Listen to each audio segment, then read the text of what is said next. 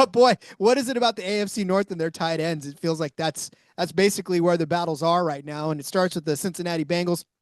Obviously, there's no struggle at quarterback. There's no struggle at wide receiver. No, they're at running back. But all of a sudden, there becomes a struggle now as Noah Fant joins the Yep. Bengals via trade. And already Mike Gesicki was there, and now here we are having to make room for Noah Fant.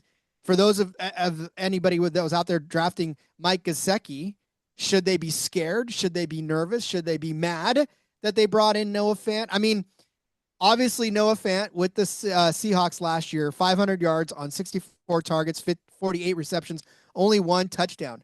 But what this does to Gesicki, he had 83 targets, 65 receptions, 665 yards, and two touchdowns. Very similar productions in their capacities with either team. Munaf, is this a matter of I'm still drafting Mike Gesicki and hoping that Noah Fant takes a back seat, or are we staying away from both of these guys? Ooh, uh, I think I'm starting to lead more towards stay away from both of these guys. The deal with Noah Fant, it's a 1 year deal, right? So it seems like it's a prove it type of deal. But those are the, and I mentioned this, those are the type of guys I want to back. But I mean, you take a look at what Gesicki did, especially at the tail end of the season last year. He had double digit targets in both of those games against the Denver Broncos and the Pittsburgh Steelers in Pittsburgh.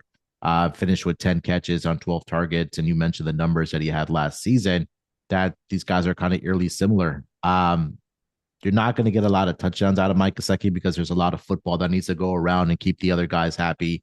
Jamar Chase, T. Higgins, and also the backfield too there, right? I know they just recently cut that was his Zach Moss, I think just got rid of, if I'm not mistaken, did the Bengals. So it seems like it's gonna be a lot of Chase Brown, and Chase Brown out of the backfield last year was really good as well for this Joe Burrow led offense there. So when there's a lot of football that needs to go around to keep everybody happy, Rod, it makes me a little bit nervous. So, but again, if you need to stash some of these guys that you have maybe one of these top guys in the Kelseys, the Kittles, the Trey McBrides, Sam Laportas of the world, where it seems like that those guys are starting to go a little bit earlier than they should in some of these drafts. So, maybe there's some late round value on these guys, but I think if you had a gun to my head on which one I still want, I think I trust Mike Gesicki a little bit more over Noah Fant. And I feel like that's just the chemistry part of it, because if you look at Yeah. last season, Gesicki was the third highest targeted pass catcher on the Bengals.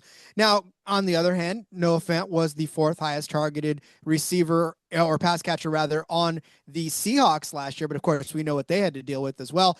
But you're right. I mean, I think if you're going to take one of them, I think you should still take Gesicki. In fact, Gesicki going off as tight end 26 in standard leagues, tight end 26 in PPR as well, 184 overall. So again, these late round drafts for Gesicki. Noah Fant, tight end 40 in standard, 43 in PPR, overall 290 in standard, 298.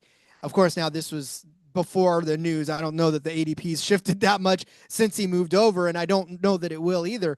So by and large, most drafters are still leaning toward Gesicki, and I think that if you're wondering what the impact of Fant joining this team is, I feel like Gesicki's still a proven commodity, and until proven otherwise, right? Fant may come out to block on a couple of two tight end sets. He may grab a couple of targets, but Gesicki's been the guy for Yeah. at tight end, and I don't think that's changing. Especially Joe Burrow, he loves him some Gesicki, and he loves him some guys that can catch passes reliably, and he's one of those. So yeah, I think Munaf, if we're choosing between Gesicki and Fant, still give me Gesicki. And I mean, obviously he's a late round guy, and he's a bench player, I think, for now, or at least a bye week fill in. But yeah, that's who I'm picking between those two.